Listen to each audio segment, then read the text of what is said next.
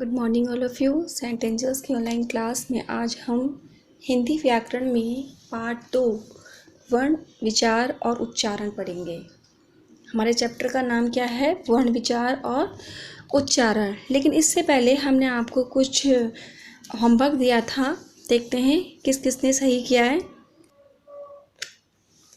भाषा, देखिए हमने एक फर्स्ट क्वेश्चन दिया था आपको, भाषा के द्वारा। तो शब्द, लिखित, विचारों, अनपढ़, तीन, देवनागरी की हमने आपको ऑप्शंस दिए थे। इसमें से आपको रिक्त स्थानों में भरना था, उनको पूर्ण करना था। तो भाषा के द्वारा विचारों, यहाँ पर आएगा विचारों एवं भावों का आदान प्रदान ही भाषा कहलाता है। नेक्स्ट देखिए ख, मौखिक भाषा का प्रयोग अनपढ़ लोग भी करते हैं। कौन लोग करते हैं? अनपढ़ लोग भी। समाचार पत्र पढ़ना भाषा का लिखित रूप है। हिंदी भाषा देवनागरी लिपि में लिखी गई है। व्याकरण के 3 विभाग होते हैं। अब देखिए क्वेश्चन नंबर 2, निम्नलिखित वाक्यों में से सही के सामने सही का तथा गलत के सामने गलत का निशान लगाना था। नंबर 1 में देखिए, भाषा के द्वारा विचारों का आदान प्रदान होता है, ये सही है। भाषण देना भाषा का लिखित रूप है। क्या लिखित रूप है? नहीं, भाषण देना भाषा का मौखिक रूप है, तो ये गलत है। हिंदी हमारे देश की राष्ट्रभाषा नहीं है, ये गलत है, जबकि राष्ट्रभाषा है। हिंदी, संस्कृत और गुजराती देवनागरी लिपि में लिखी जाती है। लास्ट क्वेश्चन है हमारा, भाषा के नियमों वाले शास्त्र को व्याकरण कहते हैं, ये सही है। वर्ण विचार, इसकी डेफिनेशन देखते हैं। इसकी परिभाषा में देखिए क्या कहा गया है। भाषा की सबसे छोटी ध्वनि, हमने अपने फर्स्ट चैप्टर में भी आपको बताया था कि भाषा की सबसे छोटी ध्वनि जिसके और टुकड़े नहीं किए जा सकते, वर्ण कहलाती है। क्या कहलाती है? वर्ण। जिसके टुकड़े हम नहीं कर सकते, वो अपने आप में ही इतना छोटा है कि हम उसके टुकड़े नहीं कर सकते, वो वर्ण कहलाती है। देखिए, किसी भाषा के प्रयोग किए जाने वाले सभी वर्णों के निश्चित और क्रमबद्ध समूह को वर्णमाला कहते हैं, जिसमें हर वर्ण अपने क्रमबद्ध तरीके से कि किसके बाद क्या आना चाहिए, उस क्रमबद्ध तरीके से रखा हुआ है, तो उस क्रमबद्ध तरीका ही आपका वर्णमाला कहलाता है। एक और उदाहरण देखिए आप, जैसे आपको वर्ण विच्छेद करके पता लगेगा। जैसे यह तोता है, तो यह हमने अलग अलग करना चाहा, जिसमें हमने हर व्यंजन के पीछे स्वर होता है। किसके पीछे? हर व्यंजन के पीछे स्वर होता है। जैसे य, अब हमने य में से य, यहाँ पर क्या है हमारा? य, यहाँ पर हमारी कोई भी मात्रा नहीं है, लेकिन इसमें फिर भी स्वर है। हर व्यंजन में स्वर होता है, अस्वर सबके साथ होता है। तो हमने जब इसमें से अस्वर निकाला तो हमारा व्यंजन आधा रह गया। और जब आधा होता है, तो अगर हम आधा नहीं लिख सकते हैं तो हम उसमें इस तरह से हलंत लगाते हैं, तो वो ये दर्शाता है कि ये हमारा वर्ण आधा है। तो य प्लस अ, ऐसे ही हमारा व्यंजन है, उसमें से हमने स्वर निकाल दिया। जब स्वर निकाल दिया हमने, तो हमारा व्यंजन आधा रह गया। आधा रहने पर हम उसमें नीचे क्या लगाते हैं? हलंत। इस प्रकार हमारा यह क्या बना? यह तोता। त, अब त पर हमारी ओ की मात्रा है, अब हमें ओ मात्रा अलग करनी है, तो त प्लस ओ प्लस त। अब यहाँ देखिए, यहाँ पर हमारी आ की मात्रा है, यहाँ पर आ की मात्रा है। अब आ की मात्रा है तो हम उसको अलग करना है, तो इस तरह से आएगा हमारा आ। त प्लस ओ प्लस त प्लस आ, तो क्या बना हमारा? तोता। अब यहाँ पर देखिए है, यहाँ पर ए की मात्रा है, तो हमें उसे अलग करना है। तो हम कैसे करेंगे अलग? देखिए, ह प्लस ए है। समझ में आया आपको? इसी तरह से हम वर्ण विच्छेद करते हैं, वर्णों को अलग अलग करते हैं। हिंदी में 11 स्वर, 2 अयोगवाह, 33 व्यंजन और 4 संयुक्त व्यंजन होते हैं, और कुछ अन्य भी होते हैं। सबसे पहले आता है हमारा स्वर। सभी बच्चे जानते हैं स्वर, हमने अपनी लास्ट की क्लासेस में भी पढ़ा होगा कि स्वर क्या होते हैं, किसे कहते हैं। देखिए अ, ई, उ, री, ए, ओ, औ। तो ये क्या है हमारे स्वर, जिसमें हमारा अयोग व आता है अंग, अणा खाली, अंग, अणा खाली, जिसे हम एक विसर्ग के रूप में यूज करते हैं, प्रयोग करते हैं उसको। हम आगे देखेंगे। अभी व्यंजन है हमारे, देखिए कौन कौन से व्यंजन हैं। क, ख, ग, घ, ड़, च, छ, ज, झ, ङ, ट, ठ, ड, ढ, ड़, त, थ, द, ध, न, प, फ, ब, भ, म, य, र, ल, व, श, श, स, ह। तो ये क्या है हमारे व्यंजन। अब देखिए हमारे यहाँ पर आते हैं संयुक्त व्यंजन।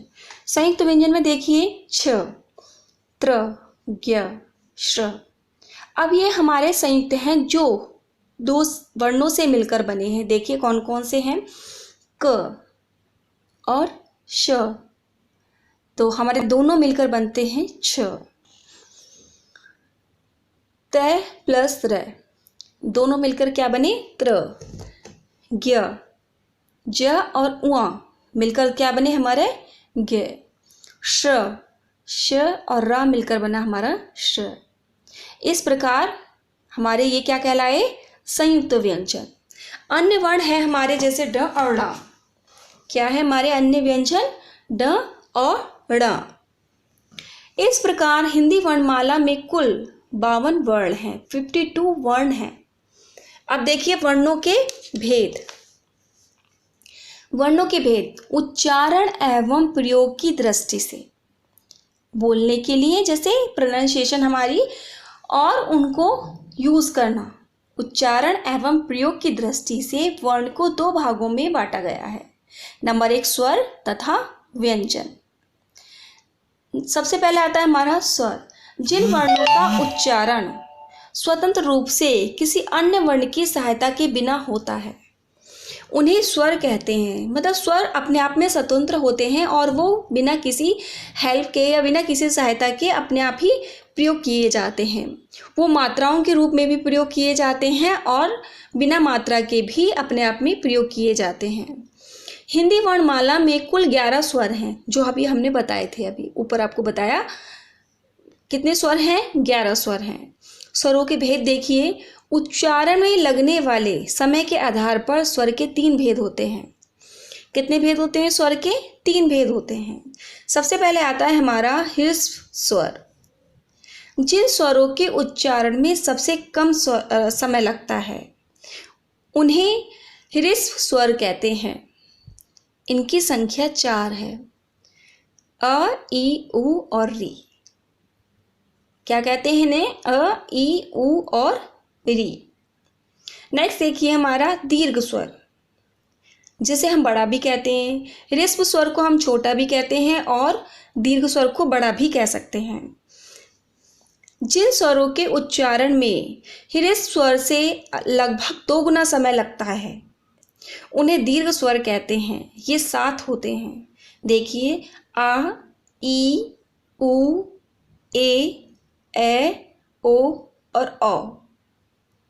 समझ में आया आपको कि दीर्घ स्वर कौन कौन से होते हैं। अब आता है प्लुत स्वर। जिन स्वरों के उच्चारण में ह्रस्व स्वर से लगभग 2 गुना समय लगता है या 2 गुने समय से भी ज़्यादा समय लगता है, जैसे 3 गुना समय भी लग सकता है। इसमें 3 गुना समय भी लग सकता है, उन्हें प्लुत स्वर कहते हैं। जैसे ओम, जिसमें हमारे मतलब आवाज़ खींची थोड़ी सी, हमने थोड़ा सा अपनी आवाज़ को और दीर्घ करके बोला ओम। इस तरह से हमारा प्लुत स्वर के अंतर्गत आता है। इसका प्रयोग किसी को पुकारने के लिए भी किया जाता है। इसका प्रयोग कब किया जाता है, किसी को पुकारने के लिए भी किया जाता है। अब आती है, हमने ऊपर समझा स्वर किसे कहते हैं, कौन कौन से होते हैं, कितने भागों में बांटा जाता है उन्हें। अब आता है उन्हीं स्वरों से मात्रा के रूप में परिवर्तित होना, कि स्वर हमारे मात्रा के रूप में किस प्रकार परिवर्तित होते हैं। स्वरों के प्रत्येक चिन्हों को मात्रा कहते हैं। स्वरों के प्रत्येक चिन्हों को मात्रा कहते हैं। व्यंजनों के साथ मिलकर या मिलने पर स्वरों की मात्रा, जो मात्राओं का प्रयोग होता है, उन्हें ही मात्रा कहते हैं। मतलब व्यंजनों के साथ मिलने पर स्वरों की मात्राओं का ही प्रयोग होता है। देखिए, अधिक ध्यान देने योग्य चीज़ें हैं ये। सबसे पहले कि मात्रा किस प्रकार हमारी परिवर्तित होती है, स्वर से मात्राएं किस प्रकार आ जाती हैं। स्वर सबसे पहले ऊपर दिए गए हमारे स्वर अ, ई, उ, री, ए, ओ। तो देखिए मात्राओं में किस प्रकार परिवर्तित हुआ। अ की मात्रा नहीं होती, ये हर व्यंजन के पीछे होता है। हमारी अ की मात्रा इस प्रकार आती है, ई की, उ, री, ए की मात्रा है ये, ए, ओ और अ की मात्रा। जब हम इसे किसी व्यंजन के साथ इसका प्रयोग करेंगे तो कैसे बनेगा। देखिए, हमने पहले आपको बताया कि हर व्यंजन के पीछे होता है। अगर हम यहाँ से इसको अलग करते हैं तो नीचे हमारा इस तरह से हलंत लगकर और प्लस लगकर अलग हो जाएगा। समझ में आया, जैसे हमने आपको ऊपर बताया था। नेक्स्ट देखिए, क, की, कु, क्री। जैसे हम लिखते हैं, अब कृष्ण लिखते हैं ना, कृष्ण, के, को। अब इन्हीं से हम शब्द बनाएंगे। देखिए कैसे बनाते हैं।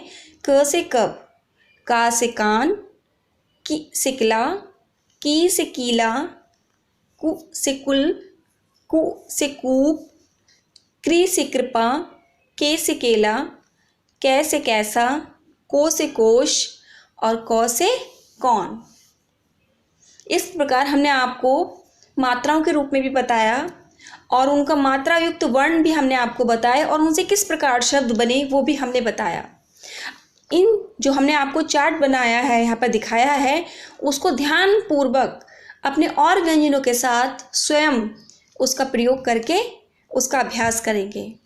अब देखिए, यहाँ पर अ की कोई मात्रा नहीं होती है। अ की कोई मात्रा नहीं होती, जैसे हमने अभी आपको बताया था। प्रत्येक व्यंजन का उच्चारण अ की सहायता से होता है। अ की ध्वनि के बिना व्यंजन इस तरह से प्रयोग किए जाते हैं। ये भी हमने आपको अभी ऊपर बताया था। जब अ की ध्वनि नहीं होती है, हम उसमें से स्वर निकाल देते हैं अ का, तो इस तरह से उन वर्णों को प्रयोग करते हैं। उ और उ की मात्रा र वर्ण में उनके सामने लगती है। जैसे देखिए, र प्लस उ तो रू, जिससे बना हमारा रुपया या रुकना, ये उ। और उ का प्रयोग हम कैसे करेंगे र में। देखिए इस तरह से, रू, जैसे रूप, रूठना। र के साथ री की मात्रा नहीं लगती है। तो पढ़ाए गए विषय का अभ्यास करेंगे। धन्यवाद।